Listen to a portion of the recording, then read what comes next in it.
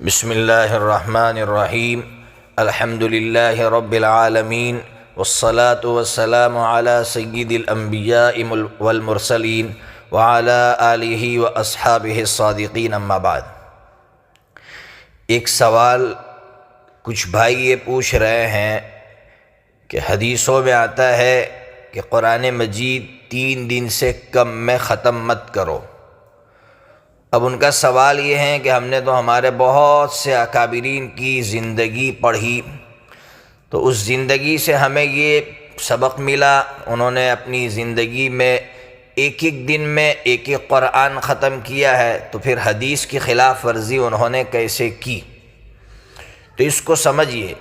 یہ جو سوال ہے اس سوال کا جواب حدیث پاک ہی کے اندر موجود ہے۔ حدیث ابو داؤد شریف کے اندر ہے، 1394 نمبر کی حدیث ہے۔ حدیث اس طرح ہے، حضرت نبی پاک صلی اللہ تعالیٰ علیہ وسلم نے فرمایا کہ قرآن نہیں سمجھا وہ شخص جس نے 3 دن سے کم کے اندر قرآن مجید ختم کر دیا۔ آپ سمجھ گئے ہوں گے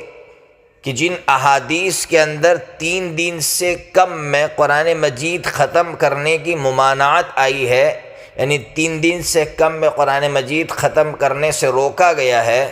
اس کی وجہ یہ ہے کہ 3 دن سے کم کے اندر کوئی انسان قرآن ختم کرے گا تو عام طور پر ایسا ہوتا ہے کہ وہ قرآن کو سمجھ نہیں سکتا، قرآن میں غور و فکر نہیں کر سکتا ہے،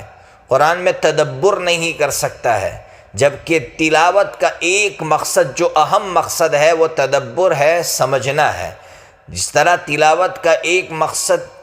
اس ثواب ہے کہ تلاوت سے ثواب ملتا ہے، تو تلاوت کا ایک اہم مقصد جو سب سے اہم مقصد ہے وہ ہے تدبر۔ اس لیے اگر کوئی شخص ایک دن میں قرآن مجید مکمل کر رہا ہے لیکن تدبر کے ساتھ کر رہا ہے، تجوید کے ساتھ کر رہا ہے، تو پھر حدیث کی خلاف ورزی نہیں ہے۔ حدیث میں اس لیے روکا گیا ہے کہ تدبر نہیں ہوگا اور تجوید کے ساتھ انسان قرآن نہیں پڑھ پائے گا، عام طور پر ایسا ہوتا ہے، لیکن ہمارے اکابرین جو پڑھتے تھے وہ تدبر کے ساتھ پڑھتے تھے اور تجوید کے ساتھ پڑھتے تھے۔ اس حدیث میں ہمارے لیے بہت بڑا سبق ہے۔ جو لوگ صرف تلاوت پر توجہ اپنی مرکوز کرتے ہیں اور تلاوت ہی کرتے ہیں، تدبر کی کوشش نہیں کرتے، ان کے لیے اس حدیث میں بہت بڑا سبق ہے کہ ہم بھی تدبر کی کوشش کریں، قرآن مجید کو سمجھنے کی کوشش کریں۔ صرف تلاوت سے ثواب ضرور ملے گا اور تدبر نہیں ہوگا تو اس کا اصلی مقصد حاصل نہیں ہوگا۔ قرآن کا اصلی مقصد ہے ھدی للمتقین، یہ ہدایت ہے، یہ رہبری ہے، تو ظاہر سی بات ہے رہبری اسی وقت ملے گی جب قرآن مجید کو ہم سمجھیں گے، قرآن مجید میں ہم غور و فکر کریں گے۔ اب سوال یہ ہے کہ ہر آیت کا ترجمہ تو ہر کسی کے بس کا نہیں ہے، یہ تو جو لوگ قرآن کا ترجمہ دیکھتے ہیں اور جنہوں نے عربی زبان سیکھی ہے اور اس کے اصول سیکھے ہیں تو وہ قرآن کا ترجمہ کر سکتے ہیں، لیکن اب عوام اس کی کوشش کرنے بھی جائے تو بہت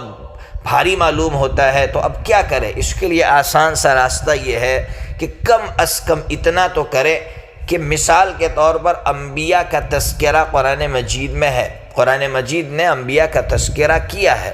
تو ہر شخص جو قرآن مجید کی تلاوت کر رہا ہے، ہر مومن اور ہر مومن تلاوت کرتا ہے، وہ انبیاء کا قصہ اپنے ذہن میں بٹھائے۔ جب بھی قرآن پڑھے حضرت ابراہیم علیہ السلام کا نام آئے تو اس کے ذہن میں پورا وہ قصہ ہونا چاہیے، وہ اس میں گم ہو جانا چاہیے کہ اللہ تعالیٰ نے حضرت ابراہیم علیہ السلام سے کیسی قربانیاں لی، حضرت نوح علیہ السلام سے کیسی قربانیاں لی، حضرت یوسف علیہ السلام کی زندگی سے ہمیں کیا سیکھنے کو ملا۔ تو جب بھی قرآن مجید پڑھے تو اس کو اتنا یاد ہونا چاہیے کہ اس پارے میں حضرت ابراہیم علیہ السلام کا تذکرہ، اس پارے میں حضرت نوح علیہ السلام کا تذکرہ، اسی طرح اللہ تعالیٰ نے جنگوں کا تذکرہ کیا ہے، تو اس کو جب بھی بھائی مثال کے طور پر 4 پارے کے اندر اللہ نے جنگ بدر کا تذکرہ فرمایا، جنگ احد کا تذکرہ فرمایا، تو جنگ بدر میں کیا ہوا تھا، اس سے ہمیں کیا سیکھنے کو ملا، جنگ احد میں کیا ہوا تھا، اس سے ہمیں کیا سیکھنے کو ملا، اتنا تو ہر شخص کر سکتا ہے، یہ تو ہر ایک کے لیے آسان ہے۔